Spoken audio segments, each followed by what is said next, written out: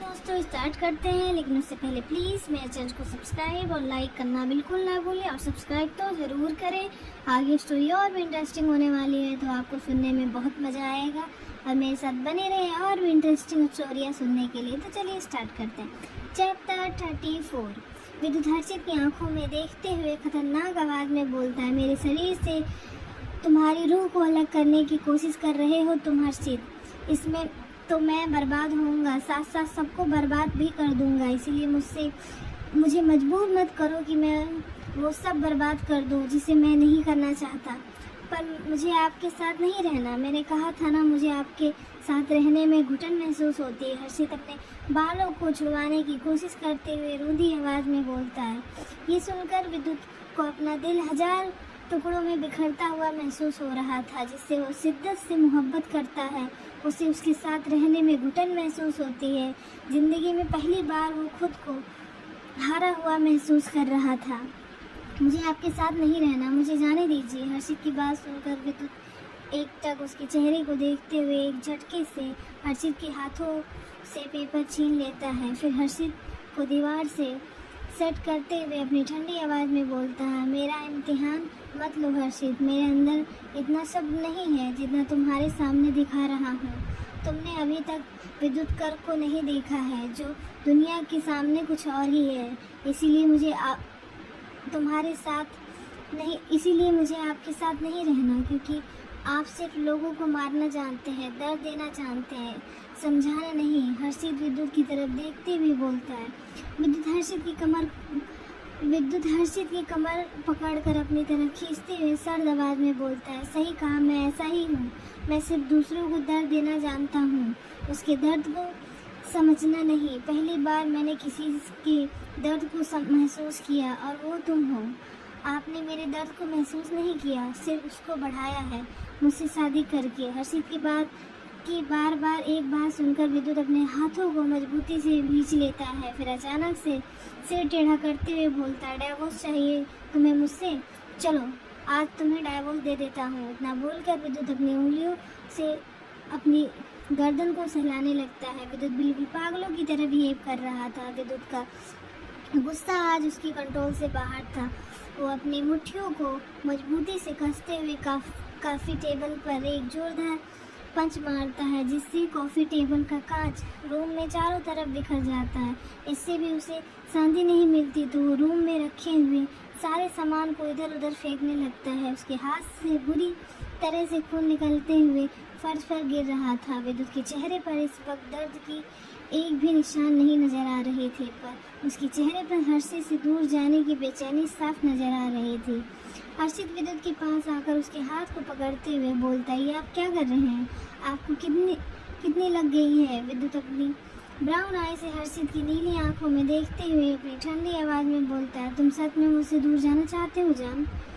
आप शांत हो जाइए। हर्षित उसके खून से सने हाथ को देखकर अपनी रूंधी आवाज़ में बोलता है, मैंने तुमसे जो सवाल किया उसका जवाब दो हर्षित। विद्युत हर्षित को अपने नज़दीक खींचते हुए सर्द आवाज़ में बोलता है। विद्युत की बात सुनकर हर्षित अपने सर झुका लेता है, तो विद्युत मजबूती से उसके हाथ को पकड़ते हुए सोफे पर धक्का दे देता है। विद्युत अपनी जलती हुई नज़रों से उन पेपर को देखता है, फिर हर्षित से अपनी कूल टोन में बोलता है, signature the divorce paper Harshit, sign करो। हर्षित अपने कांपते हाथों से पेपर उठाकर विद्युत की तरफ देखता है, जो उसे ही देख रहा था। विद्युत अपने दोनों हाथ पैंट की पॉकेट में डालते हुए हर्षित की तरफ पीठ करते हुए सिर्फ 2 शब्दों में बोलता है, साइन करो।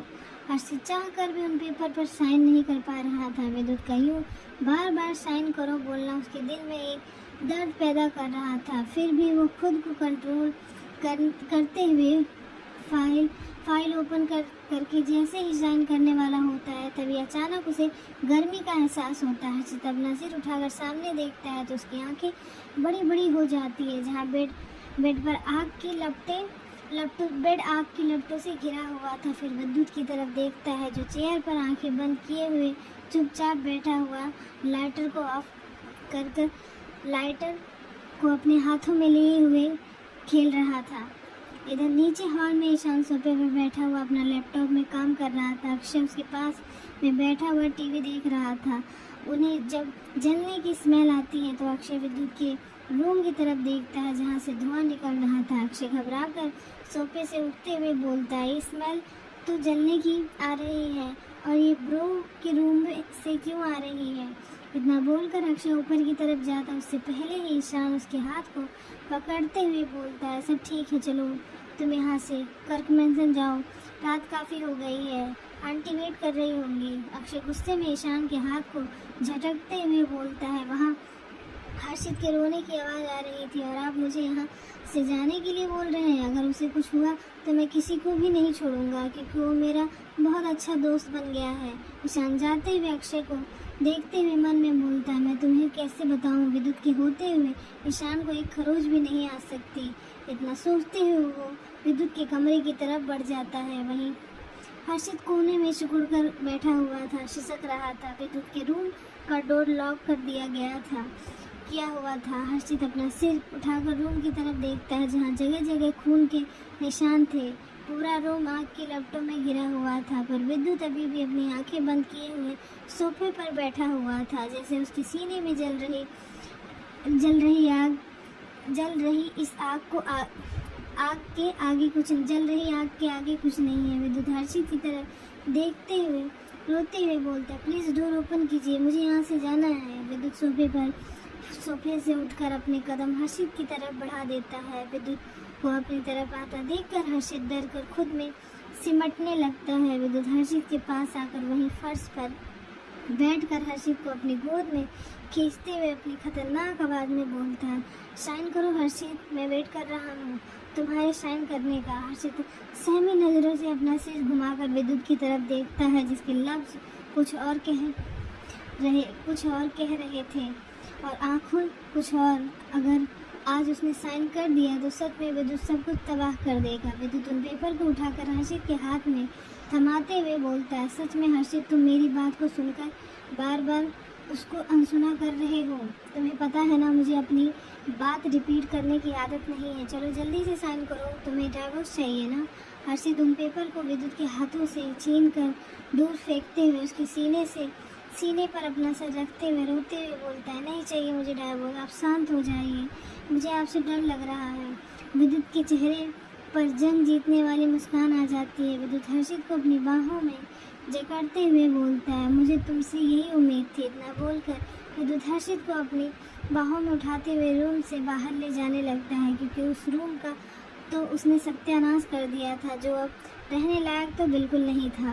विद्युत दूसरे रूम में आकर हर्षित को नीचे उतार देता है। हर्षित एक झटके से विद्युत को खुद से दूर करके वॉशरूम के अंदर घुस जाता है। विद्युत अपनी खतरनाक नज़रों से वॉशरूम के डोर को देखने लगता है, फिर उसके अपने कदम वॉशरूम की तरफ बढ़ा देता है। विद्युत वॉशरूम के अंदर जाकर देखता है जहाँ हर्षित चुपचाप शॉवर के नीचे खड़ा हुआ था। विद्युत एक झटके से साथ हर्षित के हाथ को पकड़कर अपनी तरफ खींचता है, जिससे हर्षित का सिर सीधा उसके सीने से जाकर लगता है। विद्युत उसके चेहरे को अपने हाथों में भरते हुए उसके कांपते होठ पर अपने होठ रख देता है।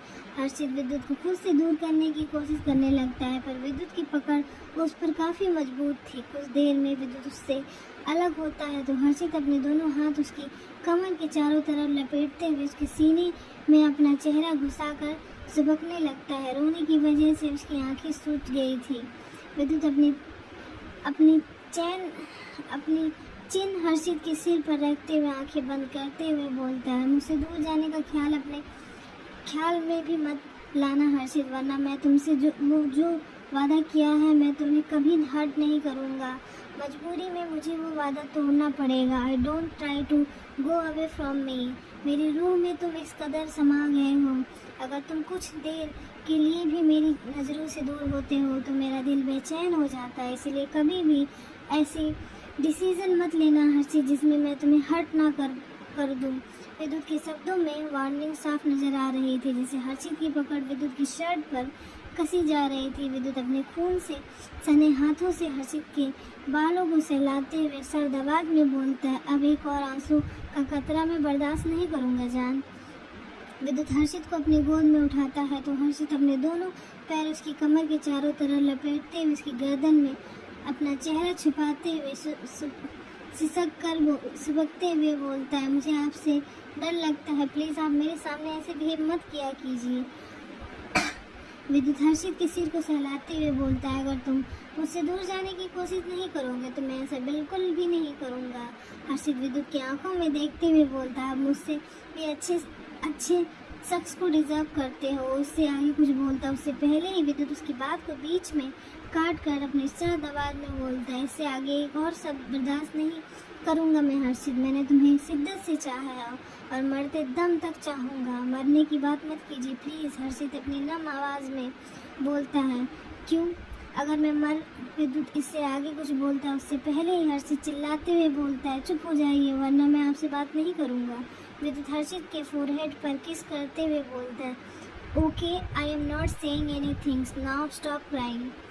हर्षित विद्युत के सीने पर अपने नाक को रब करते हुए बोलता है, पहले खुद रुलाते हैं फिर खुद चुप कराते हैं, क्योंकि ये हक सिर्फ मुझे है और किसी को नहीं। इतना बोलकर विद्युत हर्षित को वॉशरूम से बाहर लाकर बेड पर बिठा देता है, फिर उसके चेहरे की तरफ देखता है जिसके चेहरे पर खून लगा हुआ था। विद्युत टॉवल से उसके चेहरे को साफ करते हुए बोलता है, रात काफ़ी हो गई है, सो जाओ। हर्षित अपना फेस दूसरी तरफ करके बेड पर लेट जाता है। विद्युत बेड पर लेटकर अपनी कोनी अपने सिर के नीचे रखते हुए हर्षित को घूरने लगता है, जो उसकी तरफ पीठ करके चुपचाप लेटा हुआ था। विद्युत हर्षित के पास आकर उसे पीछे से अपनी बाहों में भर लेता है। हर्षित विद्युत की बाहों से निकलने के लिए छटपटाने लगता है। विद्युत उसकी गर्दन में अपना चेहरा घुसाते हुए बोलता है, कहा ना चुपचाप सो जाओ। हर्षित विद्युत तरफ करवट बदलते हुए अपनी नीली आंखों से उसे देखते हुए बोलता है, मुझे नींद नहीं आ रही। हर्षित की बात सुनकर एक तिरछी मुस्कान के साथ विद्युत बोलता है, अभी पूरी रात बाकी है और तुम्हें नींद भी नहीं आ रही है, चलो कुछ करते हैं। विद्युत की बात सुनकर हर्षित के गाल लाल हो जाते हैं। आप बहुत बेशरम हैं। इतना बोलकर हर्षित उसके सीने में अपना सिर घुसा लेता है। मैं बेशरम कहाँ से हूँ?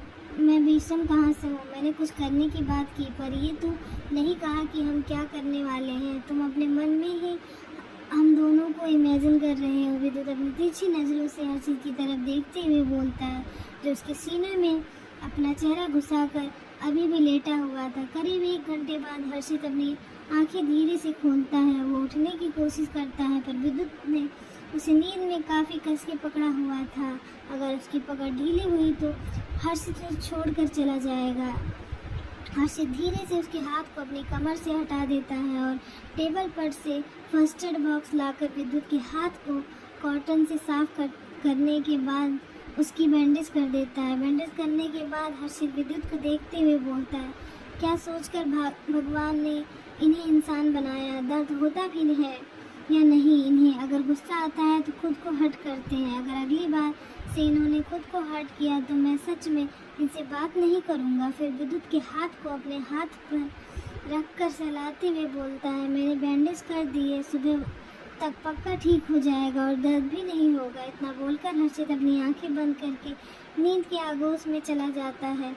वो इस बात से अनजान कि विद्युत उसकी सारी बातें सुन रहा था। वो एक तिरछी मुस्कान के साथ बोलता है, सही कहा, दर्द नहीं होता मुझे, पर उस वक्त सबसे ज़्यादा होता है जब तुम मुझसे दूर जाने की कोशिश करते हो। दर्द ही दिल और उस दर्द की दवा तुम हो जान। इतना बोलते हुए विद्युत अपनी आंखें बंद करके नींद की आगोश में चला जाता है। तो मिलते हैं नेक्स्ट चैप्टर में। प्लीज़ मेरे चैनल को सब्सक्राइब जरूर करें। Bye bye.